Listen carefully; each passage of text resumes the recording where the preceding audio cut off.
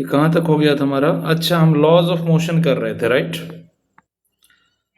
तो laws of motion में हमने अच्छा सेकंड लॉ तक बेसिकली हमने डिस्कस कर लिया था, है ना?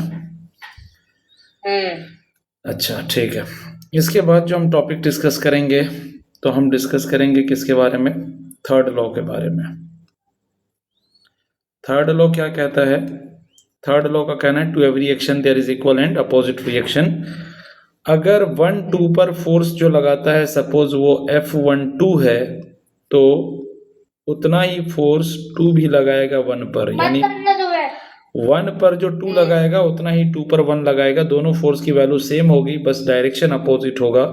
तो हम यहाँ पर कहेंगे F12 is equal to minus of F21 होगा। This is basically third law of motion, ठीक है ना? और थर्ड लॉ ऑफ मोशन में एक पॉइंट और भी याद रखना है कि इसमें जो है टाइप ऑफ फोर्स जो होता है, टाइप ऑफ फोर्स जो है वो सेम होता है। टाइप ऑफ फोर्स सेम होता है। दैट इज, अगर एक्शन हमारा इलेक्ट्रोमैग्नेटिक है तो रिएक्शन भी हमारा इलेक्ट्रोमैग्नेटिक ही होगा, ठीक है ना? अगर एक्शन हमारा ग्रेविटेशनल है तो रिएक्शन भी ग्रेविटेशनल ही होगा। अगर एक्शन न्यूक्लियर है तो रिएक्शन भी न्यूक्लियर ही होगा। ये पॉइंट याद रखना है, ठीक है ना? तो टाइप ऑफ फोर्स सेम होता है, और एक्शन रिएक्शन जो है, एक्शन रिएक्शन जो है वो एट सेम टाइम होता है, एक ही टाइम पर होता है, ठीक है ना? एक ही टाइम पर होता है। तो जब दोनों घटनाएं एक ही टाइम पर घटती हैं तो हम किसी एक को एक्शन और किसी एक को रिएक्शन कह सकते हैं, ठीक है ना? ऐसा नहीं है कि पहले जो हुआ वो एक्शन और बाद में हुआ रिएक्शन, नहीं, दोनों एक ही टाइम पर होता है, एट द सेम टाइम होता है। तो हम किसी एक को एक्शन और किसी एक को रिएक्शन कह सकते हैं। मेरी बात आ रही मेरी बात आ रही समझ में? Yes sir. हाँ। अब इसके बाद हमारा जो पॉइंट बन जाता है इसमें न्यूटन के थर्ड लॉज में, तो थर्ड लॉज में अब कुछ नहीं, बस छोटा मोटा एग्जांपल वगैरह है। और इसके बाद इसमें आ जाता है कंजर्वेशन ऑफ मोमेंटम को लेकर के, कि कंजर्वेशन ऑफ मोमेंटम की अगर आप बात करोगे तो कंजर्वेशन ऑफ मोमेंटम कहता है, कंजर्वेशन ऑफ मोमेंटम ये कहता है कि अगर दो बॉडी कोलाइड होती है तो उसका मोमेंटम का सम बिफोर द कोलिजन बराबर होता है उसके मोमेंटम का सम आफ्टर द कोलिजन। यानी अगर ये दो बॉडी है, इसका मास मान लो m1 है और इसका मोमेंट वेलोसिटी जो है वो u1 है, इसको मैं वेक्टर फॉर्म में लिख लेता हूँ। तो इसका मास अगर सपोज m2 है और इसका इनिशियल वेलोसिटी जो है वो सपोज u2 है, ये दोनों आपस में कोलाइड हो जाता है। और कोलाइड होने के बाद यहाँ पर ये कोलाइड हो गया, और कोलाइड होने के बाद यही m1 और m2 जो है ये v1 और v2 वेलोसिटी से अगर चल पड़ता है तो टकराने से पहले जो मोमेंटम का सम था that is m1 u1 plus m2 u2 is equal to आएगा m1 v1 plus m2 v2 के। ये न्यूटन के थर्ड लॉ से हम इसको डिराइव भी कर सकते हैं, बट हमें अभी डेरिवेशन देखने की कोई ज़रूरत नहीं है, हम बस सिंपल रिकैप कर रहे हैं, ठीक है ना? कोई दिक्कत वाली बात इसमें नहीं है। तो याद रखना ये वेक्टर फॉर्म में होता है। Momentum is basically A vector quantity, तो इसको वेक्टर फॉर्म में ही लिखना है, ठीक है ना? मेरी बात है? एक सेकंड वापस बताना। Momentum is a vector quantity, तो इसको वेक्टर फॉर्म में ही लिखना है, ठीक है? हाँ, तो इस पर छोटे मोटे आपको क्वेश्चंस मिल सकते हैं। देन इसके बाद हमारा जो टॉपिक आ जाता है कुछ सम स्पेशल फोर्सेस जो हमारे पास हैं। 3 बेसिक फोर्सेस के बारे में पढ़ेंगे। एक हमारा होगा नॉर्मल फोर्स, एक होगा टेंशन और एक होगा फ्रिक्शन। 3 मेन फोर्सेस के बारे में हम इस चैप्टर में पढ़ेंगे, ठीक है ना? हेलो। Yes sir. हम इस चैप्टर में 3 फोर्सेस के बारे में पढ़ेंगे, that is tension, normal force and friction force. ये 3 स्पेशल फोर्स है जिसके बारे में हम यहाँ डिस्कस करेंगे, ठीक है ना? ठीक है। तो सबसे पहले हम डिस्कस करते हैं नॉर्मल फोर्स के बारे में। नॉर्मल फोर्स ये क्या होता है? जैसे मान लो कि ये एक सरफेस है, ठीक है ना? और इस सरफेस पर आपने ये एक ब्लॉक को रख दिया, एक ब्लॉक को रख दिया, तो ब्लॉक पर जो है ग्रेविटी एक नीचे की तरफ फोर्स लगा रहा है। अगर ब्लॉक का मास अगर m है तो ग्रेविटी जो है इस पर नीचे की तरफ एक फोर्स लगा रहा है जिसको हम mg बोलेंगे। तो बेसिकली mg फोर्स से, ध्यान से सुनना मेरी बात, mg फोर्स लगाएगा नीचे की तरफ, ठीक है ना। और अगर ये ब्लॉक नीचे नहीं गिर रहा है तो ये जो सरफेस होगा, सरफेस ऊपर की तरफ इस ब्लॉक पर एक नॉर्मल फोर्स लगाएगा। नॉर्मल फोर्स बेसिकली एक तरह का इलेक्ट्रोमैग्नेटिक फोर्स होता है। कैसा फोर्स होता है? इलेक्ट्रोमैग्नेटिक फोर्स कैसे होगा? Yes, this is electromagnetic force. Basically यहाँ पर जो नॉर्मल फोर्स जो लग पाता है, वो नॉर्मल फोर्स इसलिए लग पाता है क्योंकि यहाँ पर जो तुम्हारा ये सरफेस है, इस सरफेस के काफी माइक्रोस्कोपिक लेवल पर जाओगे तो बेसिकली इसके मॉलिक्यूल एक दूसरे से इंटरेक्ट करते हैं और उस इंटरेक्शन की वजह से ये फोर्स लगता है, ठीक है ना। तो मॉलिक्यूलर इंटरेक्शन होता है, मॉलिक्यूल के पास चार्ज वार्ज का जो इंटरेक्शन होता है उसकी वजह से होता है, इसलिए हम कहते हैं ये बेसिकली एक तरह का इलेक्ट्रोमैग्नेटिक फोर्स है। नेचर में हमारे पास चार ही मेन फोर्स है, एक ग्रेविटेशनल फोर्स, एक इलेक्ट्रोमैग्नेटिक फोर्स और एक न्यूक्लियर फोर्स और एक है न्यूक्लियर वीक फोर्स। तो न्यूक्लियर फोर्स तो अपन जब हम न्यूक्लियस के अंदर की बात करते हैं तब की बात हो जाती है। तो अब बचता है दो ही फोर्स में, प्रोटॉन और प्रोटॉन एक साथ रह पाते हैं, उससे न्यूक्लियर फोर्स ही बोलते हैं। हाँ, चार्ज इंडिपेंडेंट। यस, अब ये जो है हमारे पास तो बाकी तो दो ही फोर्स बचा ना, एक ग्रेविटेशन और एक इलेक्ट्रोमैग्नेटिक।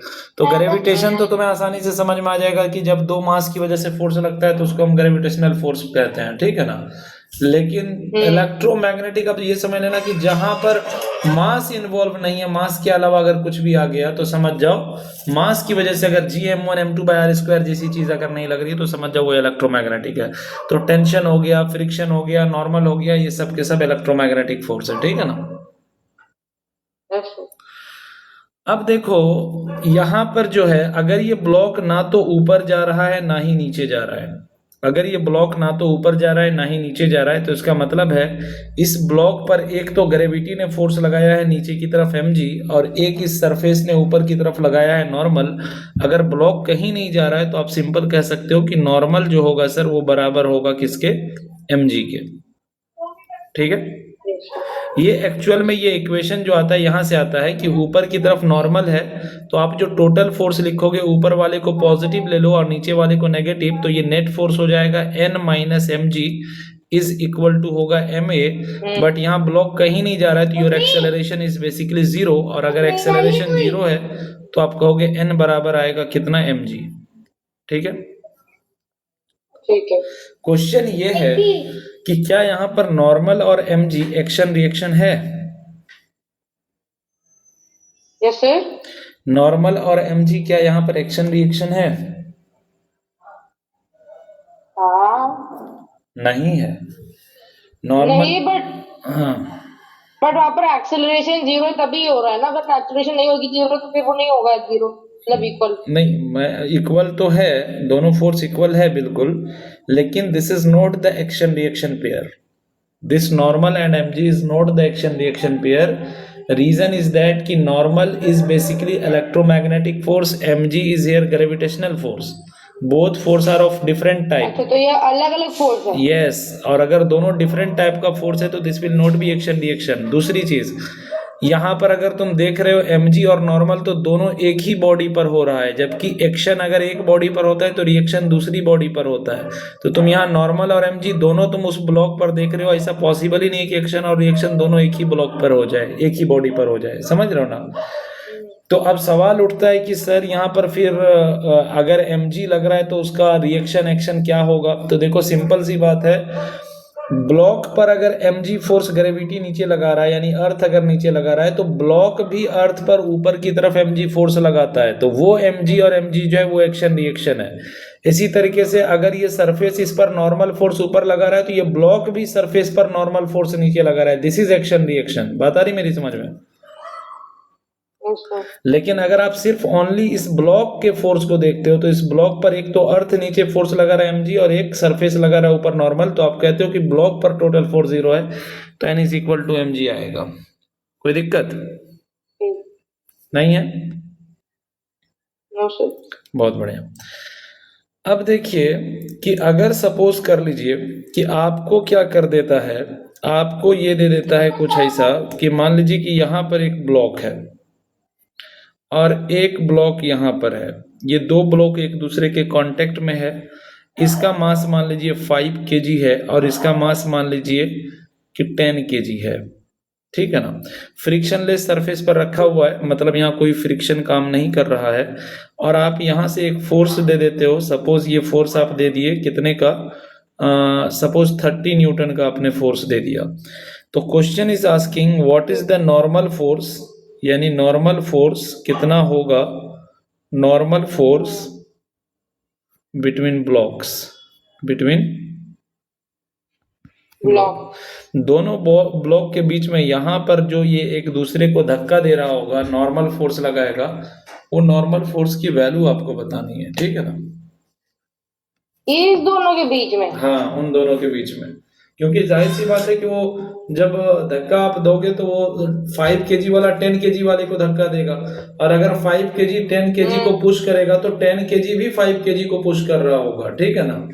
दोनों तो पता ये करना है कि वो जो दोनों वहां पर नॉर्मल फोर्स लगा रहा है एक दूसरे पर, बेसिकली एक दूसरे पर जो एक्शन रिएक्शन लगा रहा है वो एक्शन रिएक्शन कितना, ये पता करना है अपने को।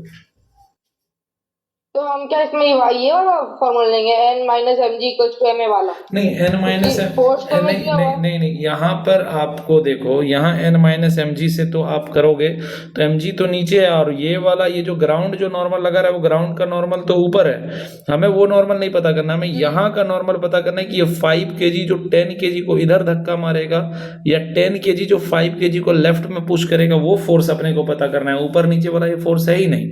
तो यहाँ पर आपको क्या करना है, जब भी ऐसा क्वेश्चन आए तो आपको इस पूरे को एक सिस्टम मानना है, और जब इस पूरे को आप सिस्टम मानोगे तो आप बाहर से जो फोर्स लगा रहे हो वो 30 न्यूटन का, और बाकी कोई फोर्स नहीं लग रहा है इस सिस्टम पर, फ्रिक्शन वरिक्शन सब जीरो है। तो आप कहोगे कि आपका जो ये F आएगा वो टोटल मास इंटू एक्सेलरेशन, सबसे पहले यहाँ से एक्सेलरेशन ढूंढना है आपको, तो आप कहोगे 30 is equal to total mass हो जाएगा 15 इंटू एक्सेलरेशन, मतलब एक्सेलरेशन आ जाएगा 2 मीटर पर सेकेंड स्क्वायर। दैट मीन्स ये पूरा सिस्टम इस एक्सेलरेशन से चल रहा होगा, ठीक है ना। अब आपको क्या करना है, ये दो ब्लॉक में से किसी एक ब्लॉक को सेपरेट कर लेना है। तो चलिए मैं अगर 10 kg को सेपरेट कर लेता हूँ, मैं अगर इस 10 kg को सेपरेट कर लेता हूँ, तो मुझे 10 kg पर जो फोर्स दिख रहा है वो 5 kg का एक फोर्स दिख रहा है कि 5 kg इसको राइट की तरफ पुश कर रहा होगा, जिसको हम नॉर्मल फोर्स n नाम देंगे। बाकी इस 10 kg पर और कोई फोर्स नहीं दिख रहा है मुझे। अगर आप 10 kg को सेपरेट करते हो तो 10 kg पर सिर्फ यही एक फोर्स दिखाई देगा जो 5 kg लगा रहा है, बाकी इसके अलावा और कोई फोर्स नहीं है, ठीक है ना। तो अब क्या है, और कोई फोर्स तो है नहीं, तो मैं कहूंगा कि यही जो नॉर्मल फोर्स है यही बराबर होगा इसका मास, यानी 10 इंटू इसमें जो एक्सेलरेशन आएगा 2, मतलब कि इस पर जो नॉर्मल फोर्स लगेगा वो 20 न्यूटन का लगेगा। अच्छा, क्या मेरी बात आ रही समझ में? यस। और अगर 5 kg ने 10 kg पर 20 न्यूटन लगाया है तो 10 kg भी 5 kg पर पीछे की तरफ 20 न्यूटन लगाया होगा, क्योंकि अगर 5 kg उसको आगे पुश कर रहा है तो 10 kg उसको पीछे पुश करेगा, पीछे पुश कर रहा है। यस। क्या मेरी बात आ रही है समझ में आपको? Yes sir. अच्छा, तो अब सवाल ये उठता है कि क्या मैं इसी क्वेश्चन को बिना 5 kg का हेल्प, अभी मैंने 10 kg से किया था ना, तो क्या मैं 5 kg से इस क्वेश्चन को सॉल्व कर सकता हूँ क्या? मैं अगर 5 kg से कैसे करूंगा, तो देखो, अगर मैं इसी क्वेश्चन में 5 kg को मैं उठाया होता तो मैं 5 kg पर कौन कौन सा फोर्स देख पाता। तो 5 kg पर तो एक तो बाहर से मैंने जो फोर्स लगाया है F is equal to 30, 10 kg वाला दे रहा और 10 kg इसको पीछे की तरफ पुश कर रहा होता, धक्का दे रहा होगा, जिसका नाम हमने n रख दिया। तो अब ये दोनों फोर्स हमारा अपोजिट डायरेक्शन में है, तो मैं कहता इस पर नेट फोर्स जो आएगा वो आएगा, राइट वाले को प्लस लो, लेफ्ट वाले को माइनस लो, तो F minus n is equal to हो जाएगा कितना, m इंटू a। तो F है हमारा 30 minus n is equal to mass है 5 और a कितना है तो 2 है। तो हमारा ये हो जाएगा 30 minus 10 is equal to n, यानी कि हम कह सकते हैं कि n हमारा आएगा कितना, 20 न्यूटन। क्या मेरी बात आ रही है? बट फिर हम 10 kg वाला इसलिए लेते हैं क्योंकि वो ज्यादा इजी है सॉल्व, हाँ, क्योंकि सिर्फ एक ही डायरेक्शन फोर्स लग रहा है। Yes yes yes yes yes. तो अगर आपको मेरी ये बात आ गई है समझ में, तो आप एक क्वेश्चन मुझे करके दिखाओ। क्वेश्चन आपके लिए ये है कि ये एक इंक्लाइंड प्लेन है और स्मूथ इंक्लाइंड प्लेन है, स्मूथ है। सर ये तो चीटिंग होती है, आपने अभी कल प्लेन वाले को मेरे को आपने इंक्लाइंड वाला दिया। ट्राई तो करो। तो ये एक स्मूथ इंक्लाइंड प्लेन है, दैट मीन्स कोई फ्रिक्शन काम नहीं कर रहा है। ये एंगल आपका 30 डिग्री है और यहाँ पर मैं 2 ब्लॉक रख देता हूँ। ये हमारा एक ब्लॉक है और ये हमारा एक ब्लॉक है। इस ब्लॉक दोनों एक दूसरे के कांटेक्ट में, राइट। एक का मास सपोज 10 kg है और एक का मास सपोज 5 kg है और मैं नीचे से यहाँ से धक्का देता हूँ। सपोज मेरा जो ये फोर्स है अलोंग द इंक्लाइंड ये 100 न्यूटन का है। तो क्वेश्चन आपसे पूछ ये रहा है कि फाइंड नॉर्मल फोर्स या फाइंड एक्शन रिएक्शन जो भी बोलते हैं यहाँ पर, find normal force between 10 kg and 5 kg। 10 kg और 5 kg के बीच में आपको नॉर्मल फोर्स पता करना है, ठीक है। तो इसमें उनका साइन 30 लेंगे। सोचो सोचो सोचो, दिमाग लगाओ। देखो मेरे को इतना तो पता है कि जैसे हमने पहला वाला किया, जो मैंने इससे पहला वाला क्वेश्चन किया था वैसे ही होगा, उसमें साइन या कॉस लगेगा, इतना तो मेरे को पता है। अब इसको साइन थीटा किधर होता है? साइन थीटा ऊपर की तरफ होता है और कॉस थीटा सामने की तरफ होता है ना। मुझे नहीं पता। मत करो मेरे साथ। देखो क्या करना है, सबसे पहला काम तो हमारा है एक्सेलरेशन ढूंढना, ठीक है ना। ओ तो इसमें हम रुको बट हम इसमें एफ इक्वल टू एम ही लगाएंगे। हाँ बिल्कुल, एफ नेट बट इसमें बट इसमें एंगल भी तो है। हाँ तो अगर इसको एम जी भी तो नीचे खींच रहा होगा ना। हाँ तो फिर वो भी तो यूज करेंगे हम। हाँ तो कैसे यूज करोगे? ये जो मूव करेगा वो तो इसी इंक्लाइन के अलोंग ही मूव करेगा ना। तो सोचो कि अगर तुम्हारा ये फोर्स 100 है अलोंग द इंक्लाइन, तो इस डायरेक्शन में उस 10 kg और 5 kg पर और भी कोई फोर्स होगा क्या? एम जी तो चलो एकदम नीचे होगा इससे। mg sin theta. यस, तो एम जी साइन थीटा किधर होगा? नीचे की तरफ। तो मैंने बोला कि मैं इस पूरे को पहले एक सिस्टम मान लेता हूं। तो पूरे को अगर मैं एक सिस्टम मानता हूं तो this is of 15 kg, right. अरे मतलब इसका इधर नीचे, इधर इधर इधर। ओहो वेट, ये पूरा सिस्टम कितने का होगा? किधर नीचे नहीं होगा? अरे उसको छोड़ दो, ये पूरा सिस्टम कितने का होगा? 15 kg का। हाँ तो आपने कहा कि इस पर सर इधर की तरफ जो फोर्स लगेगा वो लगेगा कितना, नीचे की तरफ लगेगा कितना, mg का साइन थीटा, और इधर से आप एक फोर्स दे रहे हो कितना, F is equal to 100 newton. तो ये दोनों फोर्स एक दूसरे के अपोजिट है, राइट। तो अगर दोनों फोर्स एक दूसरे के अपोजिट है तो मैं कह सकता हूं कि इस पर जो नेट फोर्स, मैं पहले mg साइन थीटा निकाल लेता हूं ताकि मुझे पता चल जाए कि कौन सा फोर्स बड़ा है। तो मैं अगर mg साइन थीटा को सॉल्व करता हूं तो m की वैल्यू जो हमारी आ रही है, m है हमारा 15 kg, g को मैं 10 ले लेता हूं और साइन 30 मेरा हो जाएगा 1/2। तो इससे इसको मैं काटूंगा तो 5, ये आ जाएगा 75 न्यूटन। तो जाहिर सी बात है नीचे वाला फोर्स बड़ा है और ऊपर लगने वाला फोर्स छोटा है, सॉरी नीचे लगने वाला छोटा है, ऊपर लगने वाला बड़ा है, तो ये बॉडी ऊपर की तरफ जा रही होगी, ठीक है ना। Yes sir. तो मैं ऊपर वाले फोर्स को पॉजिटिव ले लेता हूं, 100 माइनस हो जाएगा नीचे वाला force that is 75 is equal to ma, यहाँ पर पूरा मास 15 है, इनटू एक्सेलरेशन। तो ये हमारा आ जाएगा 25 is equal to 15 into acceleration, और यहाँ से एक्सेलरेशन आ जाएगा कितना हमारा 25 upon 15 that is equal to आ जाएगा 5/3 मीटर पर second square. This is our acceleration, right. ठीक है। अब अगर ये एक्सेलरेशन हमें पता चल जाता है, ये अगर हमें एक्सेलरेशन पता चल गया तो हमें तो असल में इन दोनों के बीच में फोर्स चाहिए था, यहाँ पर का फोर्स चाहिए था, है ना। तो आप किसी एक को अब उठा लो, किसी एक को उठा लो, तो कौन 5 kg को उठाना ज्यादा आसान होगा। तो 5, चूंकि ये पूरा सिस्टम ऊपर जा रहा है, अगर ये पूरा सिस्टम ऊपर जा रहा है तो 10 kg वाला 5 kg वाले को ऊपर की तरफ ऐसा धक्का दे रहा होगा, ठीक है ना। Yes sir. जिसका नाम मैंने n रख दिया, और ये हमारा 5 kg का ब्लॉक है, तो 5 kg के ब्लॉक पर नीचे की तरफ जो फोर्स लग रहा होगा वो लग रहा होगा 5 into 10 into sine theta, that is 1/2। ये साइन थीटा। यानी हमारा ये 25 आ जाएगा, इसको हम काटेंगे तो 25। Yes sir. तो हम इसका इक्वेशन लिखेंगे, ऊपर का फोर्स n, चूंकि पूरा सिस्टम ऊपर जा रहा है तो हम कहेंगे n माइनस हो जाएगा कितना, 25 इज इक्वल टू ma, यानी m का मतलब 5 और एक्सेलरेशन कितना है तो 5/3।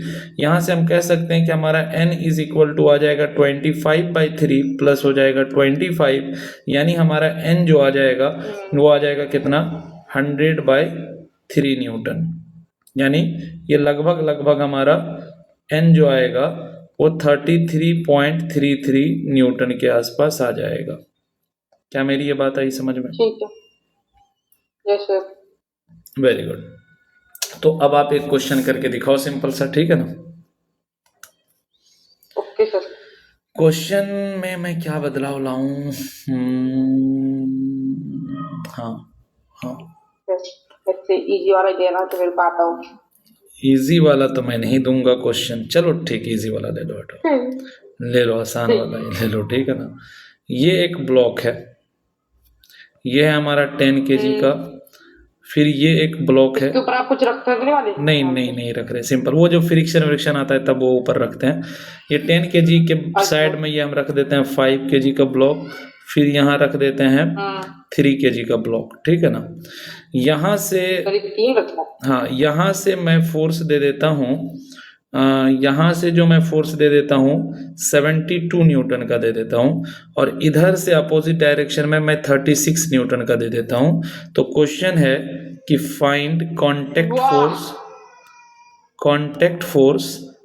फोर्स या नॉर्मल फोर्स जो भी कहो, between 5 kg and 10 kg, 5 kg and 10 kg, 5 kg और 10 kg के बीच में कॉन्टेक्ट फोर्स कितना होगा ये पता करना है। ट्राई करो तो।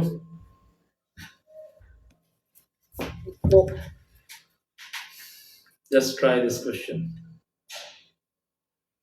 अभी आप नोट के क्या पीछे दोगे? आपने ऐसे घुमा फिरा के दिया। हाँ, क्या बोल रहे हो? चलो, let me try.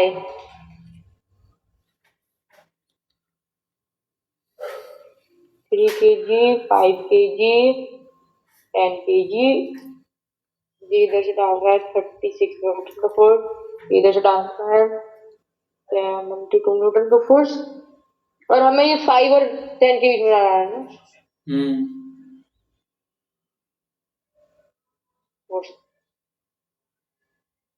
ओके, तो अब पहले हम इसको पूरा एक मानेंगे, है ना, ताकि हमें एक्सेलरेशन पता चल जाए।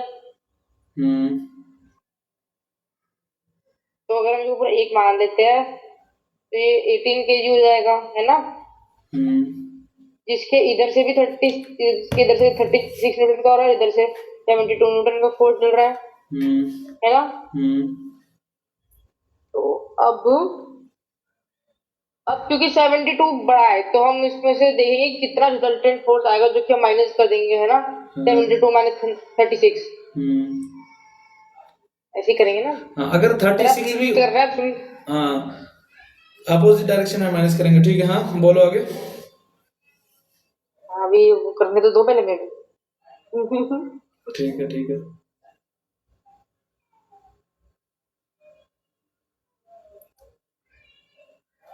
एक्सेलरेशन पता चला? तो अब हमें अपना नया फोर्स मिल गया, जो कि हमारा ये 72 वाली डायरेक्शन में, जो कि हमारा 36 न्यूटन, ठीक है? हाँ। तो हमें फोर्स में पता चल गया, तो हम इसको करेंगे फोर्स इक्वल्स टू ma, है ना? ताकि हमें a पता चल जाए, तो F equals to ma, F हमारा 36, m है हमारा 18 kg, और ये हमें निकालना है। तो जगह 36 18 का डबल ही होता है ना 36, तो ये होगा 2 मीटर पर सेकंड स्क्वायर। हाँ, ठीक है, ए पता चल गया, तो हमारे को ए मिल गया। हाँ। अब हम सिर्फ 5 और 10 का नहीं देखेंगे। अब हम रुको, अब हम 3 और 5 को एक मान लेंगे। किसी, अब जो भी, जिससे तुम 10 से भी कर सकते हो और 3 और 5 को एक मान के भी कर सकते हो, ठीक है ना? पर हम 10 से ना कर लो, ज्यादा इजी नहीं होगा? जो तुम्हें अच्छा लगता है वो उठा लो। चलो अगर हमने 10 केजी उठा लिया, ठीक है, हाँ 10 केजी हमने उठा लिया, हमें पता है एक्सेलरेशन इज 2 मीटर पर सेकेंड हाँ, स्क्वायर, एक्सेलरेशन है ना? किधर पहले ये बताओ, एक्सेलरेशन राइट में है या लेफ्ट में है?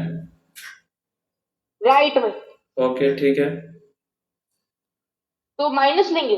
नहीं, माइनस को लेंगे हम, नहीं ठीक है, प्लस ही लेंगे। अब तुम जरा यहाँ ड्रॉ करो, तुम 10 केजी को उठा रहे हो, जरा ड्रॉ करो तो इस पे मुझे दिखाओ भी जरा। अच्छा ओ, मैं अपनी नोटबुक में करता हूँ। देखो, हमने ये उठाया है ना, हाँ 10 ठीक। केजी वाला है, हाँ और ये 5 केजी। नहीं, किसी एक को तुम कंसिडर कर रहे हो ना, तुम्हें क्यों पूरा उठा रहे हो, कोई एक। अच्छा ओ, खाली एक वाला चाहिए आपको? तो हम हाँ खाली 10 केजी उठा रहे हैं, हाँ ठीक है, हाँ और यहाँ से उसको ज्यादा फोर्स आ रहा है हाँ क्योंकि वो हमने कैंसिल जब करा तो इधर सिर्फ 36 हाँ फोर्स डल रहा है, ठीक है। हम्म 36 न्यूटन का फोर्स इसको इधर से डल रहा है और ये 10 केजी है। एक्सेलरेशन हमें पता है, हम्म तो अब हम करेंगे जो हम पहले करते आ रहे हैं। नहीं, इज इट करेक्ट? ये तुम क्या कर रही हो, ये क्या सही है? तो ये ऐसे ही होगा। ये 36 तुम कहाँ से अपने मन से, ये 36 तो उसका नेट फोर्स आया था, पूरे सिस्टम का था 36। हाँ, तो मैं तो असल में यहाँ पर अगर तुम देख रहे हो, जब तुम पूरे 10 केजी को तुम उठा करके देखते हो तो 10 केजी पर तुम्हें इधर से राइट से लेफ्ट की तरफ एक 36 दिखता है, और लेफ्ट से राइट की तरफ जो है 5 केजी कोई एक फोर्स दे रहा होगा, जो हमें पता करना है, जिसका नाम हम एन रख देते हैं। ओ, समझ रहे हो? उल्टा कर। हाँ, एन एन में बार बार कंफ्यूजन हो जाएगा कि यहाँ न्यूटन में भी एन लिख रहे हैं, तो यहाँ पर तुम एक काम कर लेना, आर लिख लेना, ठीक है ना? तो मैं क्या कहूंगा, ठीक है। मैं कहूंगा कि ये r माइनस 36 बराबर होगा एम ए, एम का मतलब 10 और एक्सेलरेशन का मतलब कितना आया था 2, है ना? तो हम कहेंगे r इज इक्वल टू हो जाएगा 36 plus 20, that is equal to हमारा हो जाएगा 56 न्यूटन, ठीक है ना? This is the answer. ठीक है, क्या मेरी बात आई समझ में? Yes sir. तो मैं उम्मीद करता हूं कि नीट लेवल में इससे ज़्यादा मुश्किल आपको, इस टाइप का क्वेश्चन से ज़्यादा मुश्किल नॉर्मल रिएक्शन निकालने के लिए आपको नहीं देगा, ठीक है ना? हालांकि क्वेश्चन तो बहुत सारे बनते हैं, बट ठीक है इससे सर। इससे ज़्यादा नहीं देगा। हालांकि हम इसमें थोड़ा बहुत फ्रिक्शन ऐड करेंगे, जब हम फ्रिक्शन को समझेंगे तो वहां पर इसमें थोड़ा बहुत और इसका हम सीखेंगे नॉर्मल रिएक्शन का, ठीक है ना? Yes sir. अब हम बात करते हैं किसकी, टेंशन की। किसकी बात करते हैं? टेंशन की। 10, ओहो, 10 में तो एक तरफ से एक पुल्ली खींच रहा होता है, दूसरी तरफ से दूसरा खींच रहा होता है। अच्छा अच्छा, आते हैं ना, पहले आसान सा पहले देखते हैं। टेंशन एक तरह का बेसिकली पुलिंग, देखो नॉर्मल एक तरह का पुशिंग फोर्स होता है, ठीक है ना? एंड टेंशन जो होता है, tension is basically a pulling force, ये खींचने वाला फोर्स होता है, जो बेसिकली कोई स्ट्रिंग लगाता है, ठीक है ना, किसी भी सिस्टम पर।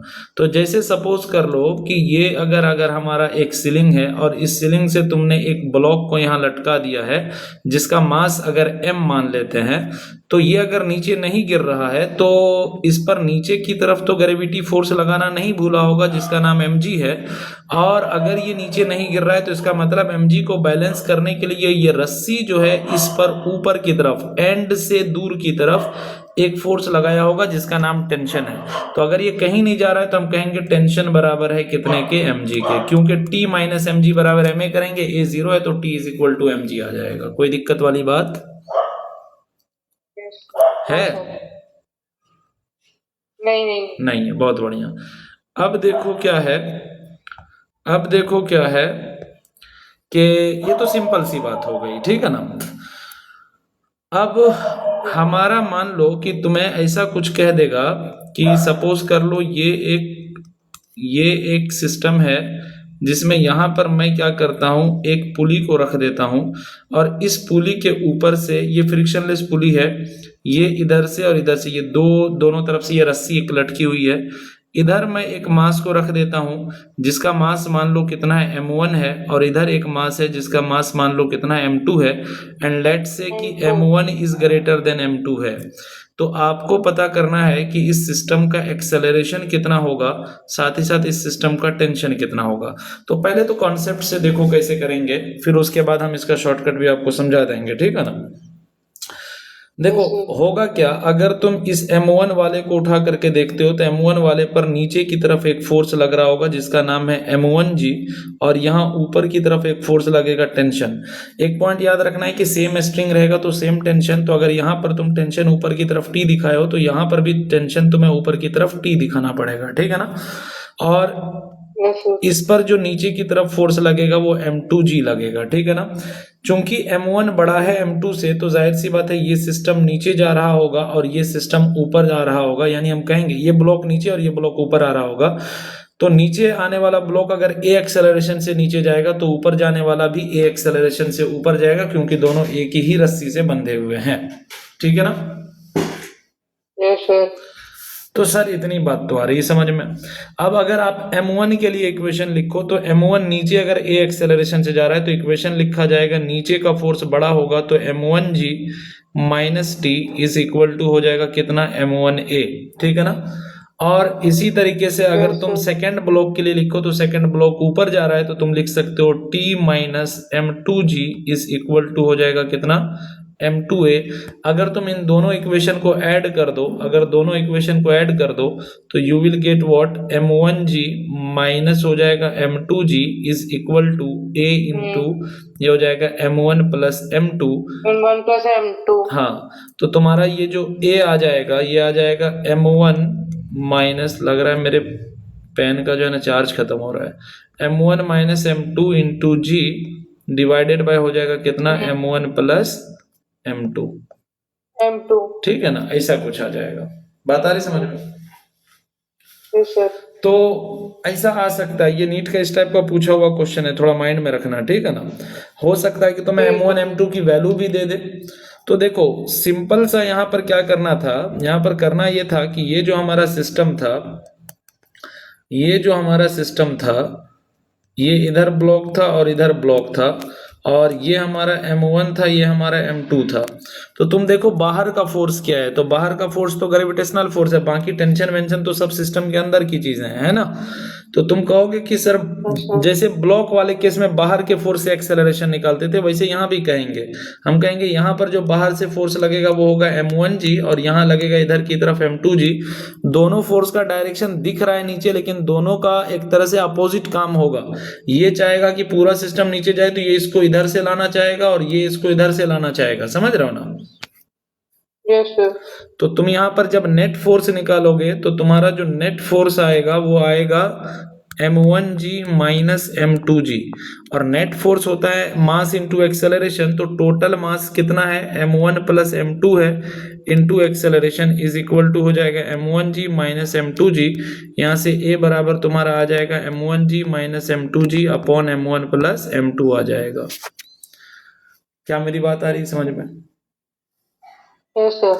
अब जब तुम्हें A पता चल गया और तुम्हें T निकालना है तो किसी भी इक्वेशन में इसमें या इसमें डाल दो। मैं सेकंड में अगर पुट कर देता हूं तो मैं कहूंगा T बराबर हो जाएगा कितना, M2 इंटू A प्लस हो जाएगा कितना, M2 इंटू G। तो ये हो जाएगा हमारा M2 इंटू A की जगह हम कितना डाल देंगे, M1 minus M2 into G divided by कितना, M1 प्लस M2 और प्लस हो जाएगा कितना, ये M2 इंटू G। जब इसको तुम खोलोगे तो you will get what, you will gate ये तुम्हारा आ जाएगा M1 into M2 into G minus M2 का स्क्वायर इंटू G, और यहाँ पर ये आ जाएगा तुम्हारा M1 प्लस M2, और इसको अगर तुम पूरे को अगर करना चाहोगे तो ये हो जाएगा प्लस में M1 into M2 into G और प्लस में M2 का स्क्वायर इंटू G। M2 का स्क्वायर इंटू G से M2 का स्क्वायर इंटू G कैंसिल हो जाएगा, तो तुम्हारा जो ये आ जाएगा, ये आ जाएगा तुम्हारा 2M1 M2 into G divided by तुम्हारा M1 प्लस M2 आ जाएगा। तो this will be your tension, right. ठीक है। तो इस तरह ये चाहो तो डायरेक्ट इक्वेशन याद भी रख सकते हो, इस पर क्वेश्चन कई बार रिपीट हुआ है तो सीधा सीधा तुम याद रखो तो ज्यादा बेहतर रहेगा एक्सेलरेशन वगैरह का, ठीक है ना। ठीक है सर। आज के लिए हम लोग इतना ही रखें क्या, बाकी कल डिस्कस करेंगे इसके बारे में और डिटेल में, ठीक है ना। Okay sir. ठीक, आज इतना ही एंड कर दो। ठीक, ठीक, bye sir, thank okay, you. Bye bye.